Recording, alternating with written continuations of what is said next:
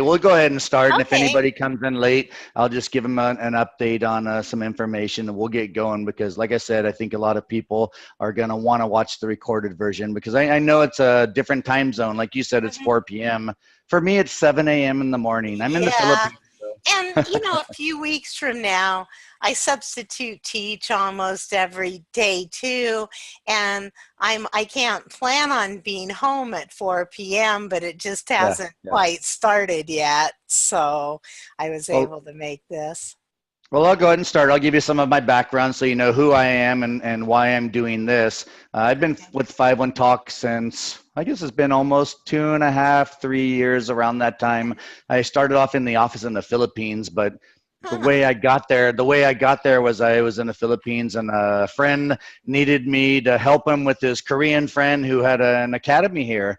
So I decided to help him out and I started teaching Korean students, which I'm Oh. not a teacher by trade, but I Mhm. decided, it's English. It can't be so difficult. That's what I thought, right? So Mhm. they throw me in front of a classroom full of Korean students, and literally I had no idea what to do. I thought it was going to be different than what you imagine when you think of teaching English. So that's when I went and I took the online TESOL and TEFL courses to help Mhm. me learn how to actually teach foreign students, and that helped a lot. So I did that for about 5 years or so, and then when the boss came to all of the teachers and said, "Hey, I'm sorry, we don't have any money. You guys Yeah. can work for me for free, and hopefully I'll get some money, or you can start looking for a job." And then I found 5-1 Talk, and it was probably the best thing that could have Oh, happened. good, So good. there was only 2 to 3 foreign teachers. So they call them foreign teachers because, of course, I'm in the Philippines. So 2 to 3 foreign teachers, me, another American, a British guy, and I think one other American guy came in, and I was responsible for free trial classes. Eventually, they got me into the group lessons. They call it KGC, kids group classes, and I was that very first Okay. American that got to pilot the program. So before Oh, you guys cool. even had it, they wanted to test it out because the Filipino teachers have been doing it for a long time, and they wanted Oh. to test it with an American teacher. So they crash coursed me on how to do minicam and KGC, and I started doing it, and the kids really liked it. So then that's when the American Academy started doing the group classes. So I did free trial lessons, kids group classes. I was a substitute teacher in the program, and then I decided to get into training. And I've been as a home-based teacher. I've been here for about a year now. Mhm. And before that, the 6 months to a year before that, I was one of the trainers, and I trained the Filipino teachers. And the teachers in the American Academy don't know, but we have like over 7,000 Filipino teachers here in the Philippines because it's an English-speaking country. Mhm. So I would train them on manipulatives. They have a whole course curriculum, which is sad to say. They Mhm. should have this. They should have this available for the American teachers because a lot of people need ideas, Mhm. and the stuff that they taught me was gathered from a wealth of different resources, Mhm. and the program that we had was awesome. So that's why I decided to take some of these techniques and tell Isaac if he's interested. I said, "Hey, I can Mhm. teach what I was teaching to the other teachers here because Oh, it, it nice. it did something really good for them. It helped them out. It gave them confidence. It showed them how to use manipulatives. And I actually, to be honest, I got tired of seeing all the posts on the American Academy site of people complaining about this or that, or they only want training because they want to up their level. When Mhm. honestly, I always did training because I wanted to get better. I wanted to Sure, retain of students course. because as a teacher for this academy, we're independent contractors, so it's our business. So if you want to improve yourself and make yourself better, you have to take the training. So that's one of the reasons why I decided to do it. So Mhm. that's a little bit about me, and I've been in the Philippines now for about a little more than 7 years now, and I'm working from home, Mhm. working for 5-1 Talk now, and I love it. So tell me a little bit Yeah. about your experience, Lisa. Um, well, I've taught different levels. I've always been a teacher. I've taught preschool. I've taught third grade in my own Wow. classes, subbing. I teach everything from preschool through high school and really like just about everything. At 5-1 Talk, my favorite lessons for free trial group class are the ones about food. I like those lessons. I like, because you can, it's that lesson lends itself to getting them to talk to each other, and what kid isn't interested in that Yeah. subject matter. With my house lessons, they weren't so, excuse me, I'm going to raise my chair up. I don't know why it's sinking. um, what kid really wants to talk about sofas? Yeah. so Yeah.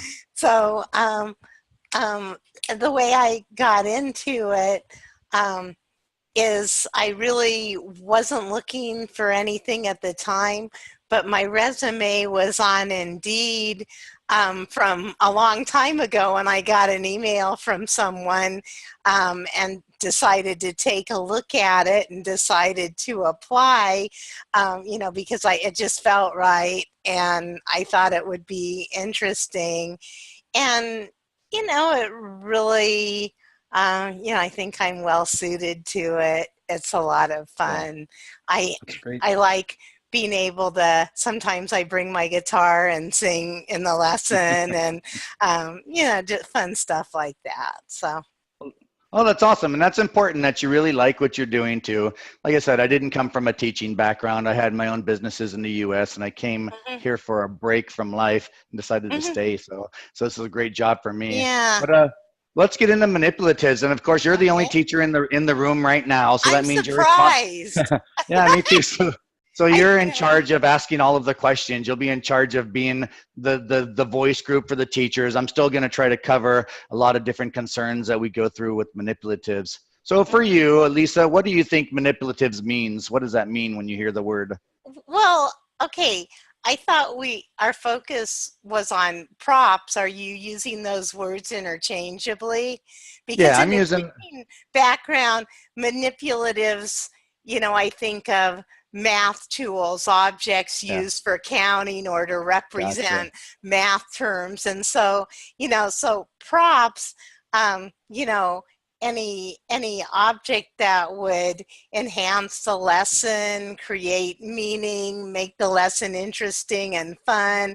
If it's a toy, a child can relate to.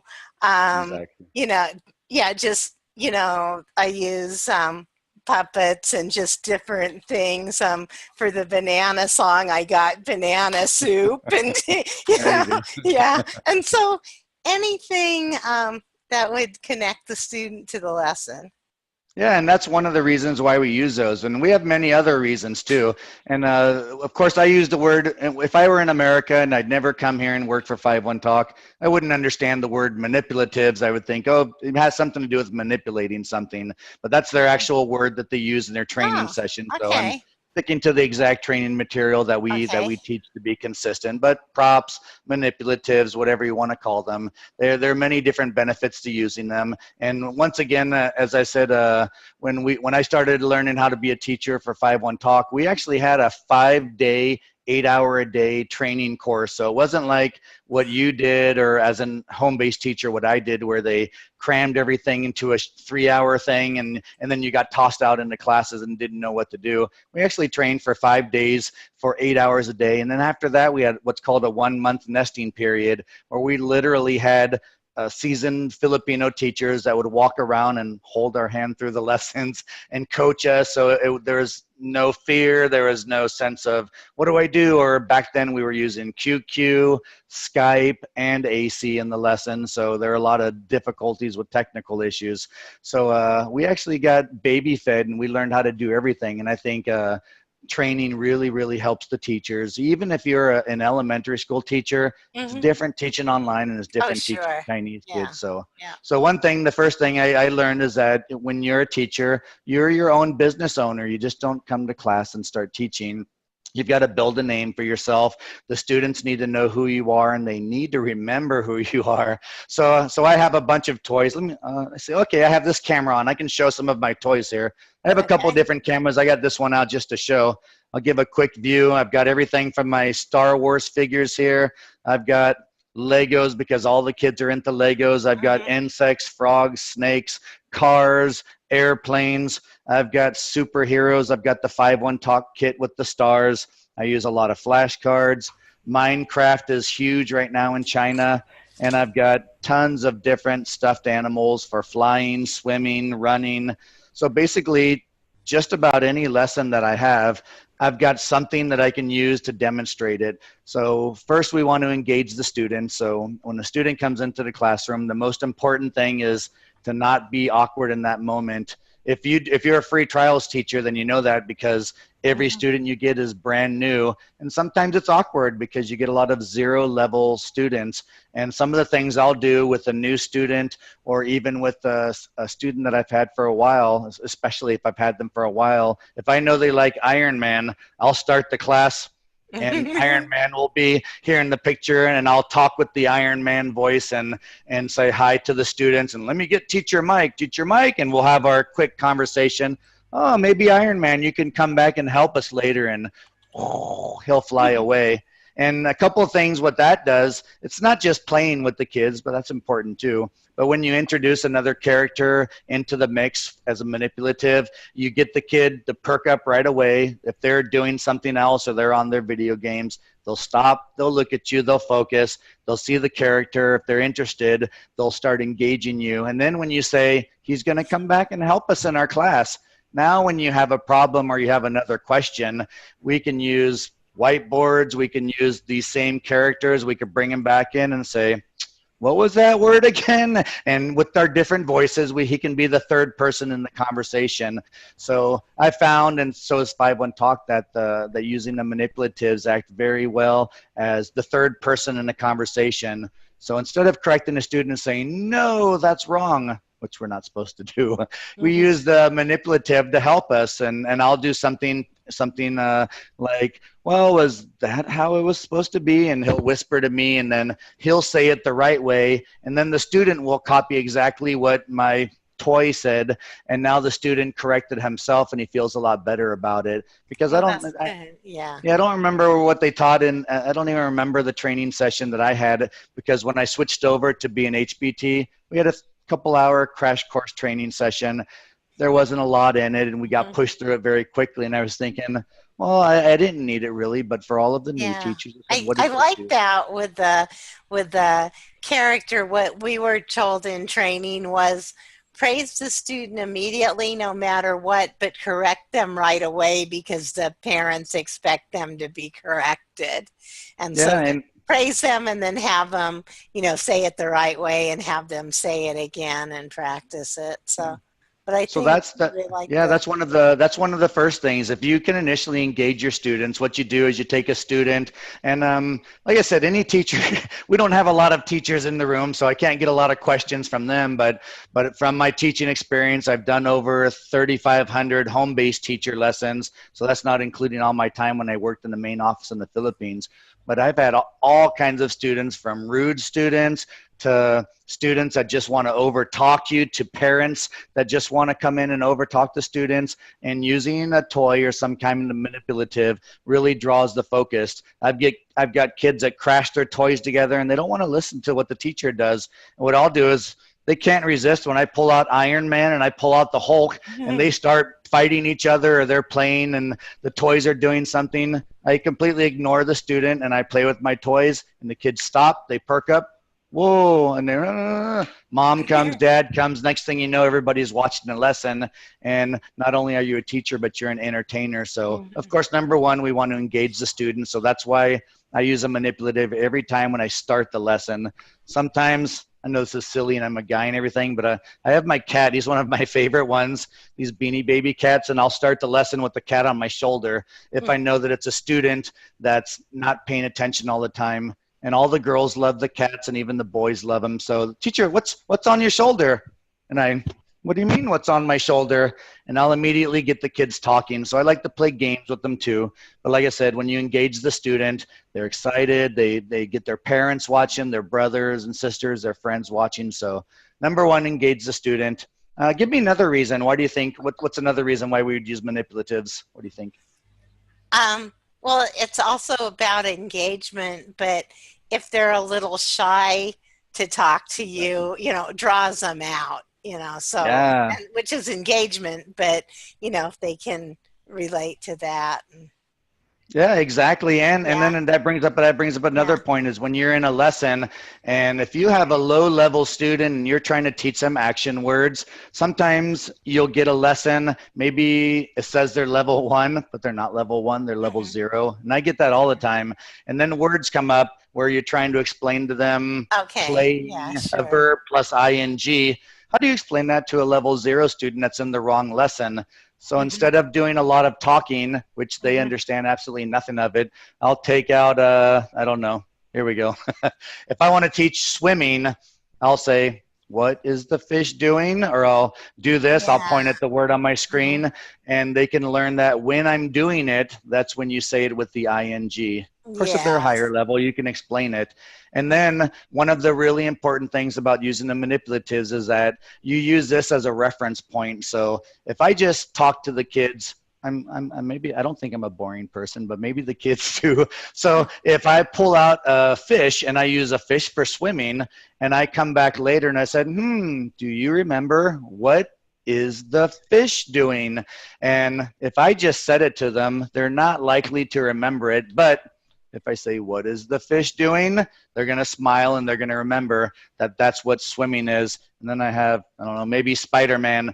Spider-Man is running towards the camera. So I use all of those along with TPR every single day in my lessons. So I Mhm. constantly keep them engaged. And like I said, you can teach action verbs with it, especially when you're trying to change. If you notice the earlier lessons are phonics, letters, and then they Mhm. start getting into Timmy does something, Timmy can play. But then when you jump to Timmy is playing, Timmy is eating, they don't really understand the is and the ing yet, and they don't need to. Yeah. They just need to see the action. And oh, look, we have somebody in. He's on there with Yeah, his there's Timmy Timmy. face on. Yeah. Darcy, how are you today? I'm doing great.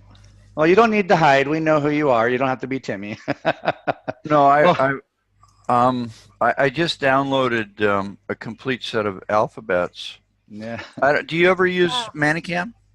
Yeah, Do you use? actually, I was going over with Lisa my experience, and I was one of the teachers and trainers in the Philippines office, and it was mandatory that we used Minicam in group classes. So I used Minicam, and we have to use manipulatives. So we're going over all the benefits right now of the manipulatives.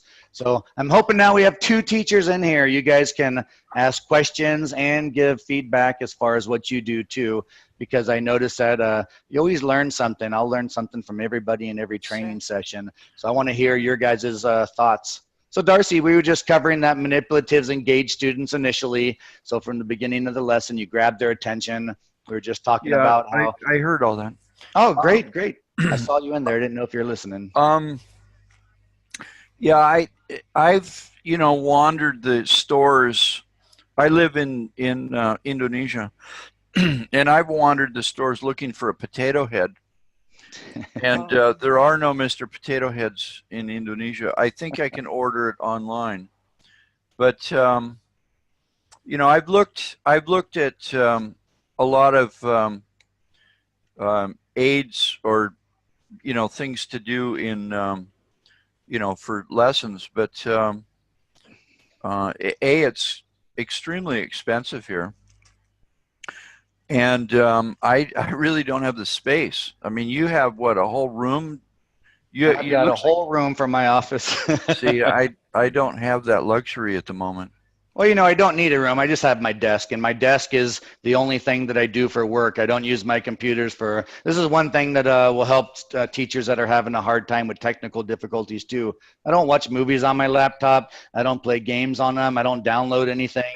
My laptop is specifically for work, and I'm never late. I never miss lessons, and honestly, I never have problems unless there's an AC crash. So this is one thing that I do. Yeah, I have a setup like that. I actually have one laptop, and I've got a backup laptop that's always on and ready to click into AC if I I need. Yeah, I have a. This is actually two different computers. Yeah, that's This what I is have to. this is actually another computer here. Yeah, that's the way to do it. That So that's a whole that different. that That's a whole that's different seminar. that's a whole different computer. But yeah, the point is, I don't understand how people can teach on a laptop.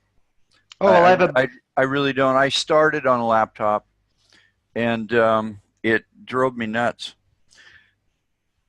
it's not enough screen space. I mean, I have, you know, just tons of screen space, and I'm really quick at. I can use Google Translator, and you know, I can use I use YouTube extensively, um, and um, and I'm always looking at stuff. Now I don't know what age group you teach. Okay, the majority of my students are, I don't know, maybe the bottom. I mean, I get some 4 and 5 year olds, and they're so cute that you know, like I think you're right about breaking the ice. You have to you have to establish a rapport, especially for, you know, I'm an old guy, and sometimes like I get a 5 year old girl, you know, I'm an old guy, I'm like a grandpa. So I just become, I said, you like kitties? You know, and immediately, you know, immediately this barrier drops because they're not used to teachers being nice, I don't think. Well, no, you know, the culture in China, the Chinese students, they're not like that. Their teachers are strict, and most of them don't like them. And And, let's just and let's just touch back on the manipulatives again for that. They don't have that in China. They don't use it in there. Imagine the kids are in school all day long. If you ask your different students, sometimes they're in school for 8 or 9 hours a day. And sure. then when they come home, they've got 5-1 talk, they've got other lessons going on, and the last thing they want to see is a strict teacher that's not going to be fun. And like you're doing, you're using Manicam, we're using manipulatives. That's going to engage the students and keep them interested. So let's do this. Let's get your ideas on, let's get everybody's ideas on manipulatives. Let me go through a couple more of the concepts first of them, and then let's start taking some questions and try to stick on track with the manipulatives. So some of the other things that I like to do, I like to use these to get distracted students back into class.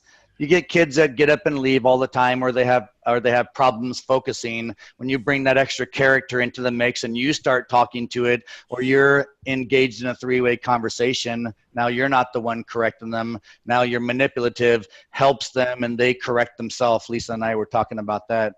Another good use for manipulatives is you use it as a reward system. I always tell the students, you know, because we're not allowed to say no. A lot of teachers do, but you're not allowed to say no at 5-1 talk. No, that's wrong. No, you can't do that. The better way is when you have something simple, like you have your star system. This is the kit that comes with, I don't know if they do with all the new teachers too, but when you use your reward systems, the kids love stars, and like Darcy has, the Manicam stars are more fun too. I like the ones that swirl and come flying at the screen and explode. So all of those are things that are going to give the student a reason why they want to get stars. So if you're not using manipulatives like Manicam, or you're not using flashcard stars, there's no real benefit for the students to get excited. So when you tell them, now, for example, Lisa, you saw my toys. I'll tell the students, okay, choose a number, 1, 2, 3, 4, or 5, and they'll choose a number, and I'll count from my toys, and the one that I really like, I'll pull it up. Wow, you just got a Incredible Hulk fist smash. The boys like that one, of course. Or my favorite one, this is the best one that gets all the kids engaged because everybody knows this. You pull out your Minion that I got from McDonald's from a Happy Meal, and the Minion actually can give a high five when you press on his feet. So the kids can't wait to get their rewards when you do that. Or like, look at him, he has his own writing system and ice cream reward too. Yeah, is that showing forward or backwards? It looks forward. You've got 1 and then 2 ice creams and then the number 2. Okay, because it's backwards on my on the screen for Zoom. The point is, I found, you know, whether you're doing manipulatives digitally or physically, I have a very unique kind of stuffed animal that's most people, you know, don't associate camels as being a stuffed animal, right? But he's really soft, you know. I live in Indonesia, and Indonesia's you know, it's a big manufacturing country. I went to Saudi Arabia, and I bought this animal for $30 friggin', okay? It was made in Indonesia. Yeah, I bet it was. Well, I'll give you guys some tips because like I said, when I was in the Philippines and I was training a lot of the teachers here, if you don't understand the wage difference here, not that I don't want to talk about what teachers get paid in 5-1 Talk, but in general, their minimum wage here is about 400 and something pesos per day, which comes out to a little less than $10 per day. So that's what the average minimum wage is that you get if you work in a mall or just an average low-level job. That's about what it is in Indonesia. I think Yeah. I Well, think my point million. being not wages. My point is that the teachers can't afford things, and like you said, things are expensive. So they have Japanese surplus stores here, just like they have in the U.S. or just like dollar stores. And your $30 camel with $30, I probably bought all of my toys on my table. So you can, I would get them for 20 pesos each, which comes out to just a few cents each. But so you didn't buy this. You didn't buy this in a souvenir shop in Mecca. Oh, yeah, I wouldn't buy any manipulatives in a souvenir shop. The point is, I didn't buy it for that. I bought it several years before I started with 5-1 Talk. It was just, but the point is, like this grund, this is a grund, which is a very nice teddy bear company. Grund is I don't know if they're German. I think they're German. Yeah. I think they're German. It's really soft. I mean, it's incredibly soft. But again, this was like $18.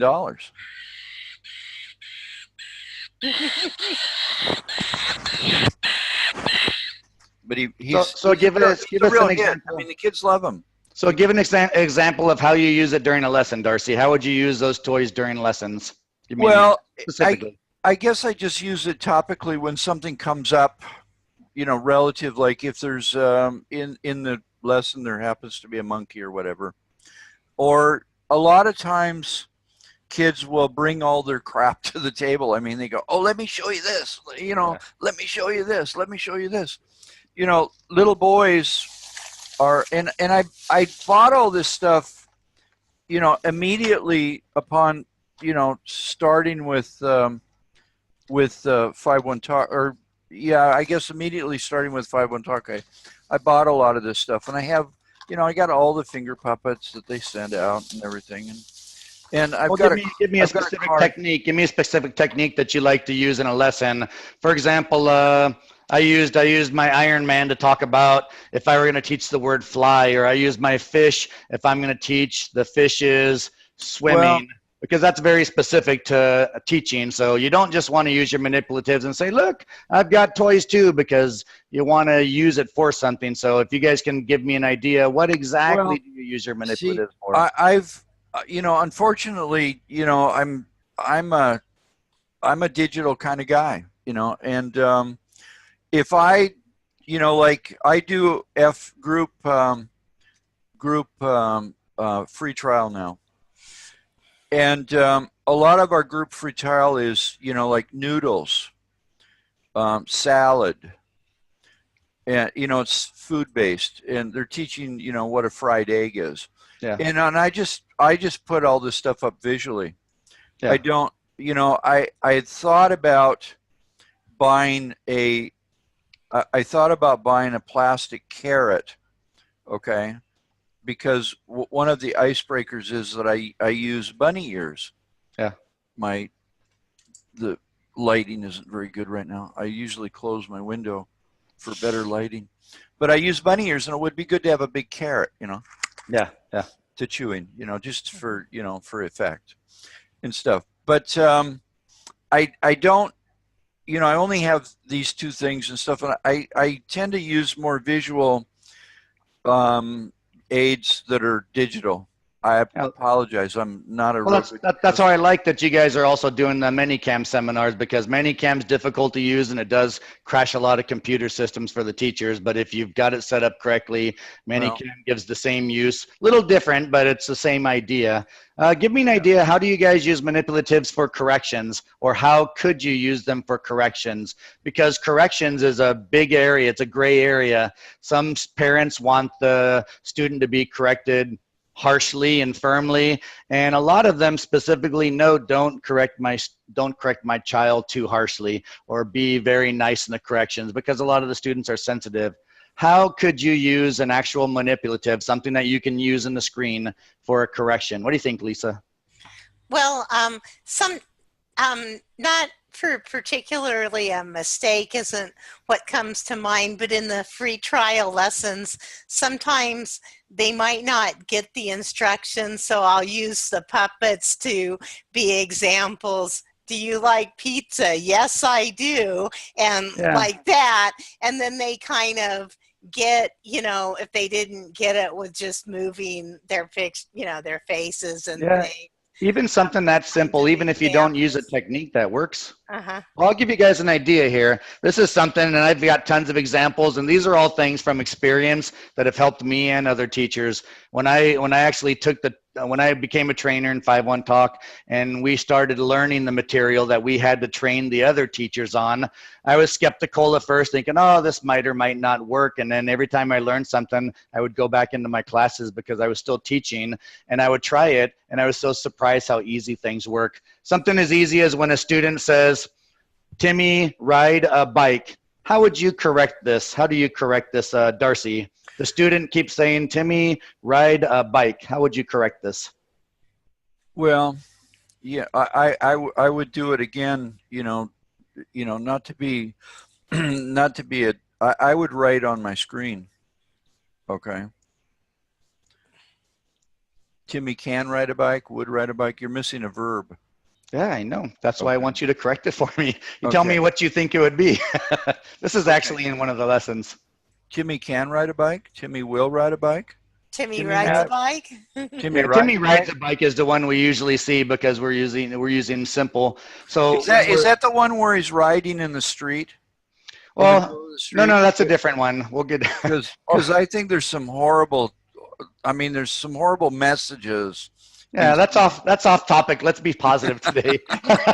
So let's take a look. And this is something, I'll give you an exact example. Get out of the way, old man. Get out of the way. Here I come. So if my student says, Timmy, ride a bike, and they continually forget to leave the S off, which is a major problem, and that's one of the biggest issues, is he, she, and it rides or eats. So you would write exactly what the student wrote, and you say, Timmy, ride a bike. And you put the S. Timmy rides a bike. Do you ever use two colors on your? Yeah, I do. Yeah, I don't like to use my red one though. My red one's a permanent marker, then I won't be able to erase it right now. You can buy board markers that are red. Oh yeah, I have lots of them around here somewhere. Okay. But, so when you use, hold on, let me finish my point. When you say Timmy rides, you have two different stimuli going in there. You have not only that the student can see that you wrote there's supposed to be an S there, but you hear it. So here's my specific example. As a teacher in the office there, I had students all the time that would not say the letter S, and I would correct it. Timmy rides a bike, and you'd say it over and over. You'd write it on the screen, S, you try to explain it. They just wouldn't get it. When you pull up the whiteboard, they see it, they hear it, and then they see the letter S in there. And that almost instantly fixed all of the adults that I had that wouldn't say letter S because they didn't understand it. If they were higher level, I'll write on the screen, he, she, and it. I do that for all of the lessons for kids that are level 2 and above, and then they get it, and I don't have that problem anymore. Where before, just talking like your traditional teacher in a classroom, the kids didn't get it. You need to give them or stimulate something different. They can see it, they can hear it. Now they know that it exists and there's really an S there. So that's one way to use a whiteboard. Does anybody else use a whiteboard? I have one. I don't use it much. I write on the screen. Yeah, of course. We all write on the screen. I'm very adamant about the kids writing words down. I mean, there must be lots of teachers that allow them just to draw lines because all they do is they underline it and they draw a line down to where it goes. I said, no. We have to write the word.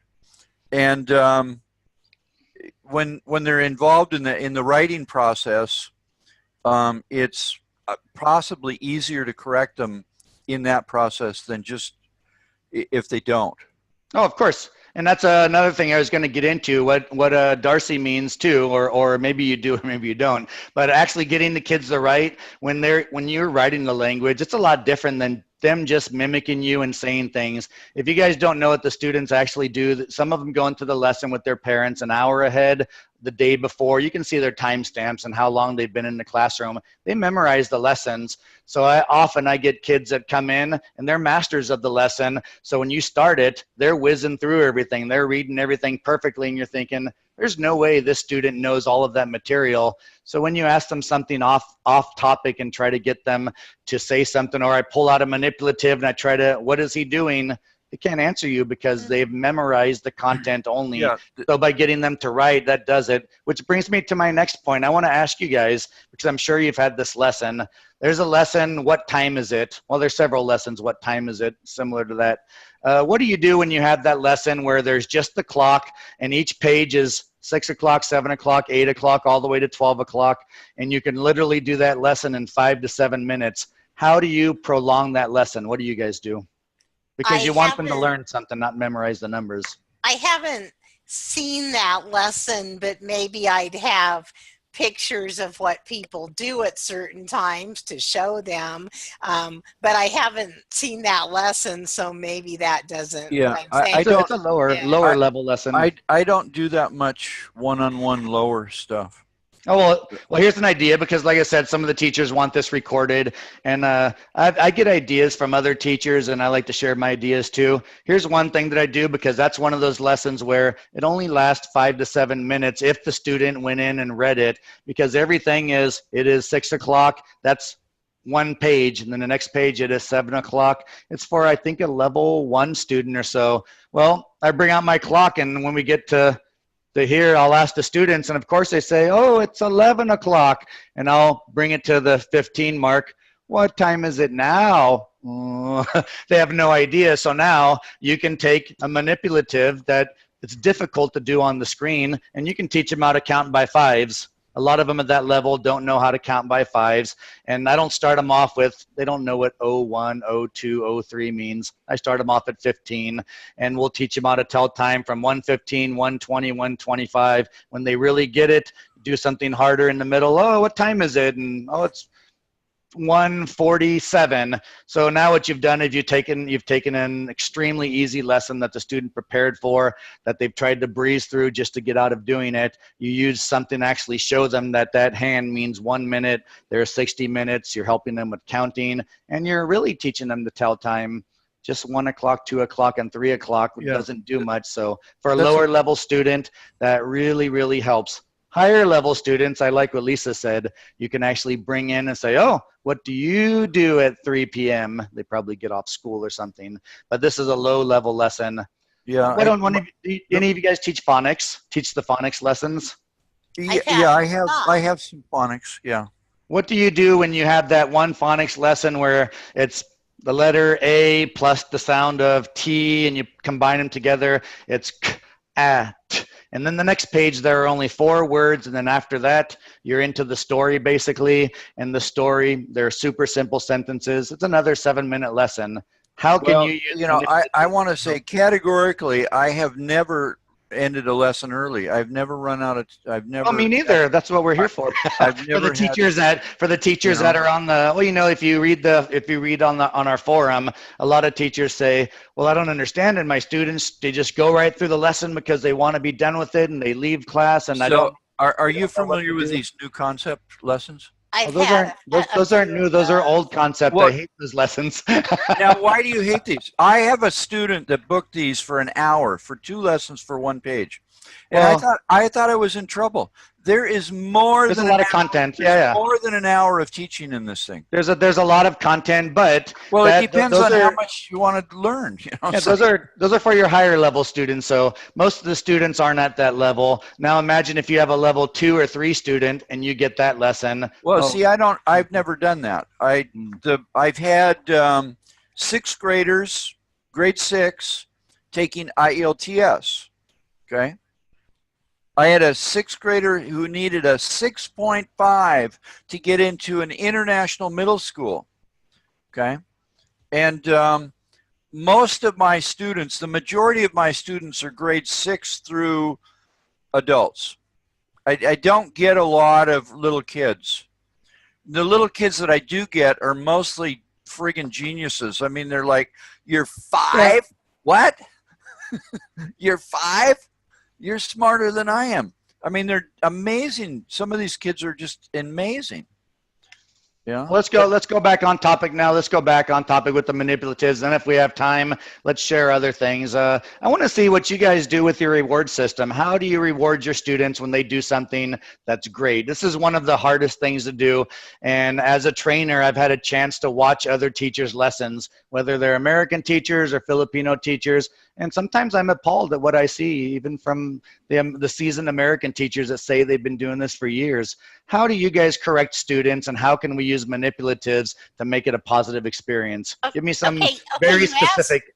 You asked reward student, and then you reward systems, then you ask corrections, and so now I'm confused what the question I'll give you an idea because, yeah, I talked fast. I have a reward system, a couple reward systems in place in my free trial group classes, but I don't consider them as related to correcting students.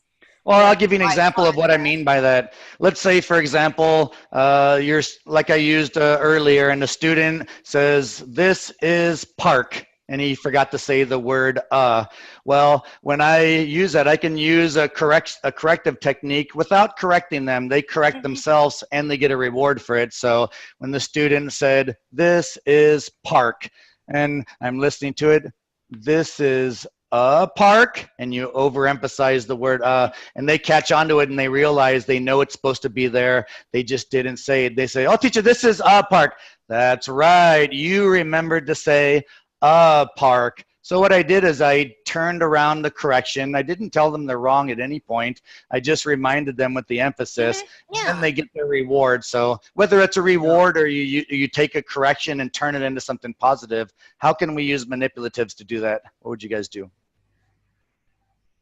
You know, I'm not your target market. I wouldn't. It doesn't come to mind. Okay. Well, I would write on the screen. I would write I would use it visually and write on the lesson A. You know, I mean, it's must be in there somewhere.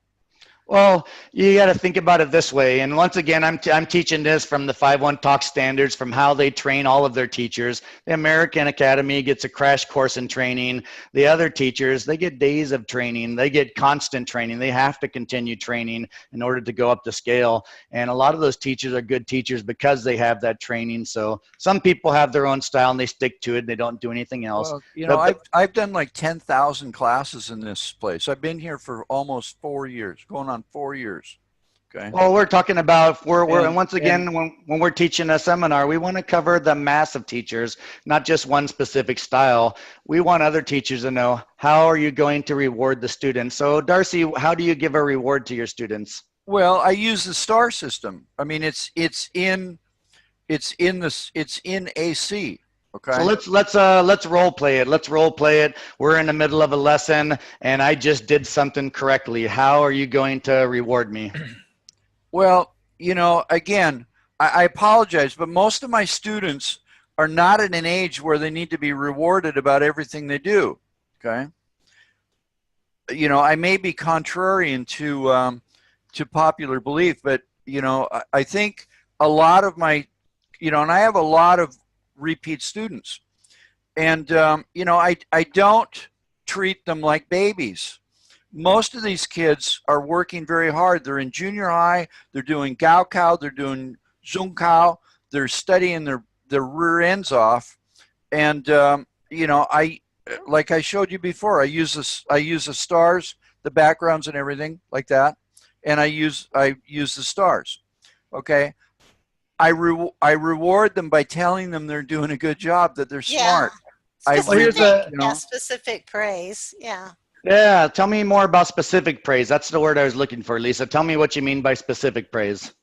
You know, you compliment them for working hard, praise their efforts, praise their pronunciation, praise, you know, that they remembered things, you know, those kinds of things, you know. And here's praise. Here's a tip that'll help the teachers. Like I said, if you haven't been working here for 4 years or 3 years and you don't have your own style that works perfectly for you, one of the biggest problems is correcting students, and then when to give praise and how to give praise. And once again, these are all classic 5-1 talk techniques that are taught to all of the Filipino teachers, and they're also supposed to be taught in the training sessions for the American teachers too.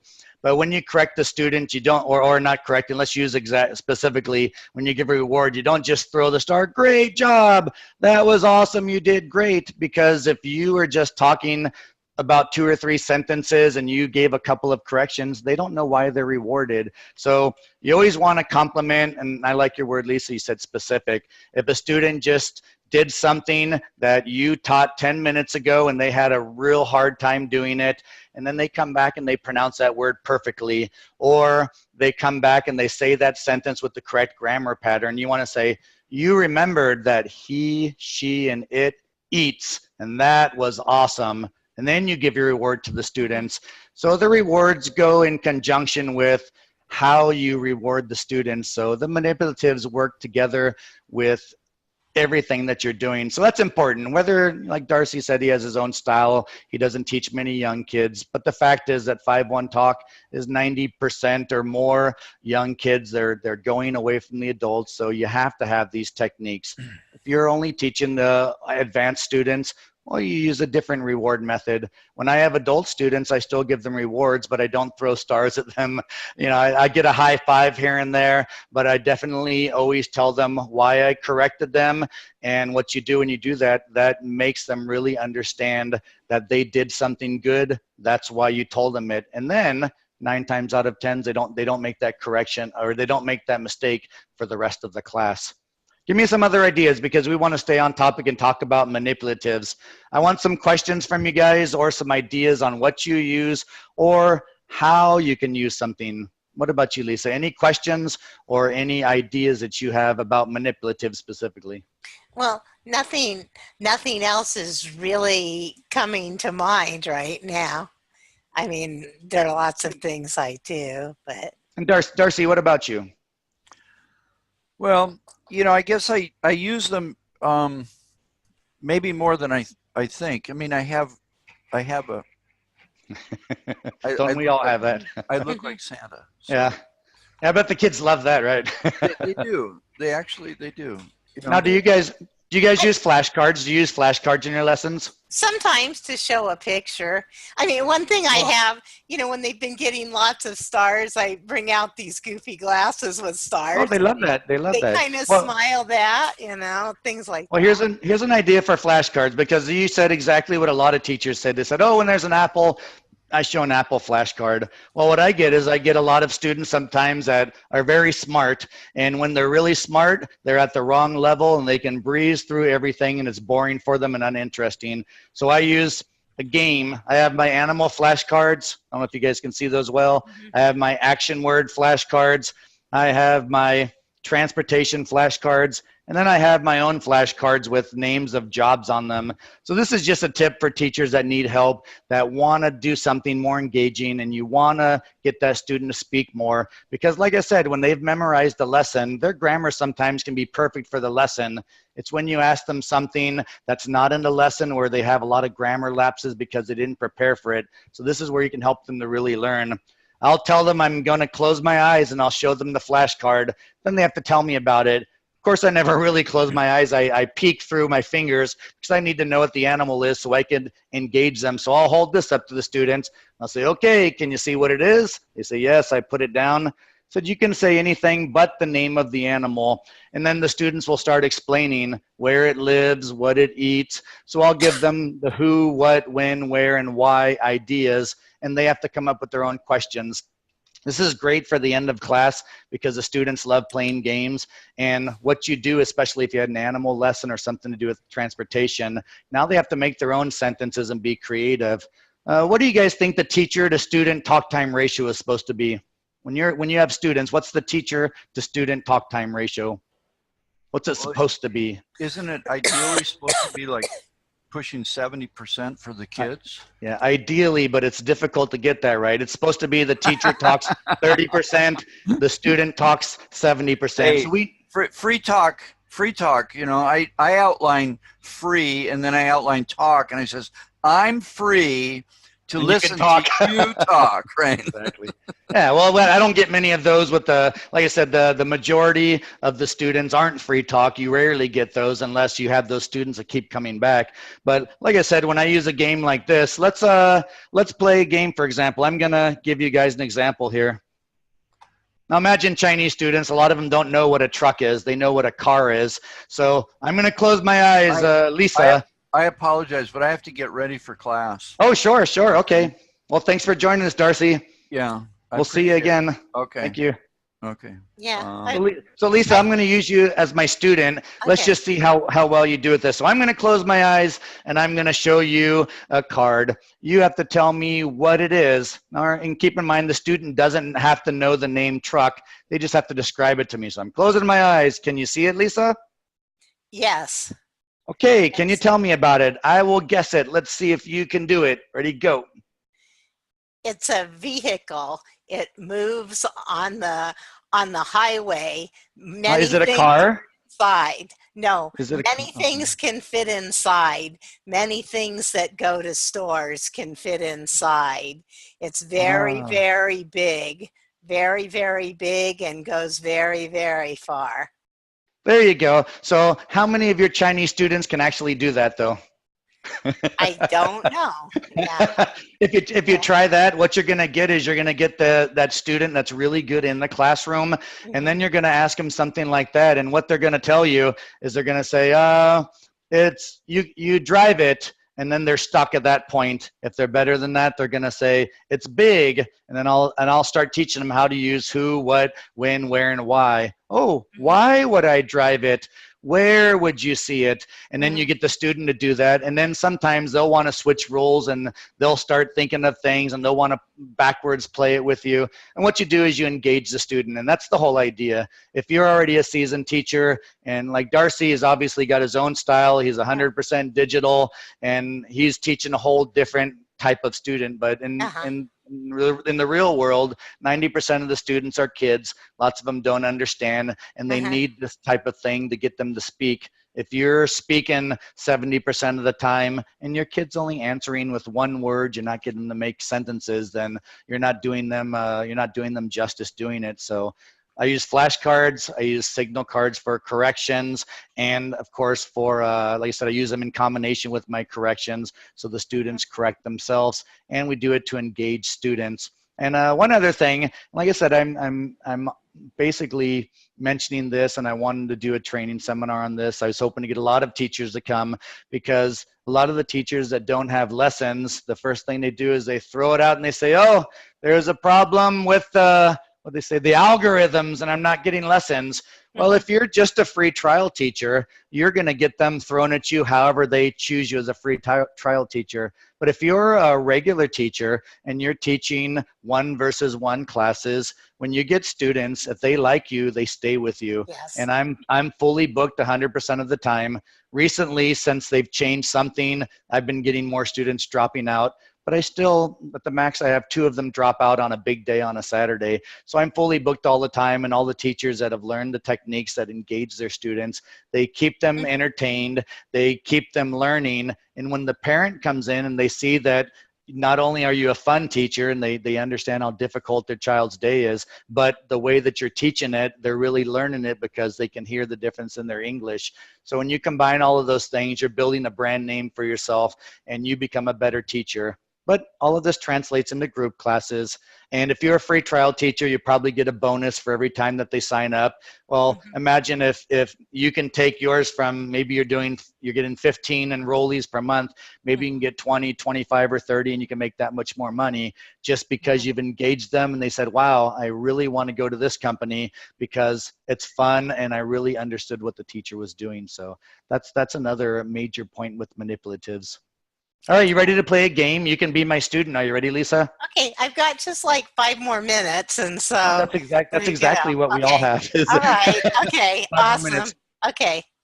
So let's you're going to be the teacher, and let's just pretend. You can pretend like you have a manipulative. You can pretend like you have stars, however you want. I want you to just teach me a basic lesson. You want me to answer a question. So give me any situation that you've been in where you ask your student a question. I'm going to answer something wrong. I want you to think of a way on how you can correct it, how you can reward me, and how you can use a manipulative to help me understand it. Are you ready?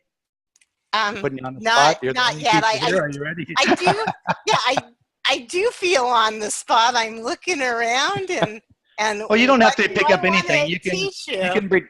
you can pretend, but just ask me a basic question like if I said to you, okay, Lisa, we're talking about the park today. So what is this? And you're the student. This is POC. This is POC, teacher. So you have two corrections you can do there. You can correct my grammar. You can correct my pronunciation. So we just want to give some ideas. So I'll tell you what, I'll be the teacher. So you look nervous. I'll be the teacher. Well, I just, nothing's coming to mind without think time. I could do something fabulous with more time, but I'm just looking. Well, here's an idea. You're the student. So, what I want you to do okay. is I'm going to pretend like I'm showing you a picture of the park, or you're looking at the screen and the word is park, and you're going to answer with a sentence and say, this is POC. So don't say and mispronounce the word park, and I'll give you an example. Okay, Lisa, what is this? This is POC. Let's see. Where's Kitty? Kitty, this is POC. Wait. This is a park. And you know, my voice is bad from teaching all week long. But basically, I did a couple of things there. I didn't correct you. The cat came out and we talked about it, and the cat said, this is a park. Oh, Lisa, can you say it again? What is this? This is a park. Wow, you said that perfect. Kitty, did you see that? And Kitty loves to give high fives. High five, Lisa. So I give you the kitty high five, then I give you the good job star. So I just did a couple of different things. If we imagine that I introduced my animal or my whatever I used earlier, I brought him back in. The student already knows who this is. We talked about what it was. The cat told you the sentence that we just discussed. So I didn't correct you. I didn't say no to you at any time. That's positive already. The cat used the word with stress and pronounced the word park correctly, with the exception of my voice being hoarse right now. And then I was able to tell you that, oh, wow, you remembered how to say and park. Now you know exactly why you got the star that I just gave you. So Got it. That's just a huge difference when you're teaching. If you try that, even in your group classes or your free trials, you're going to find that when the students know why you gave them a star, then they're going to really appreciate it. A lot of teachers will do this. You did a good job, jing, and then the next one, you were awesome. And they use every different word to describe what the student is, but the student really doesn't know what they did right. So they keep making the same mistakes, and sometimes the teachers don't know why. Why do they keep making the same mistakes? Well, it's because you didn't tell them why you corrected them and what they did correctly. So, you know, they're getting a reward for what they actually did, and at the same time, you're using those manipulatives to engage them, to draw them in, to keep them entertained, and to use that third person view too. So do you have any questions, Lisa? No, I don't. Yeah, thank you so much for doing this, and I really like your manipulatives for the correction. I liked how you did with the kitty, and then how you used Iron Man. I think I'll use that technique, and I appreciate it. I find every time I come to a training, I take at least one or two things that I can use, and I'm glad people want to do this. And thank you.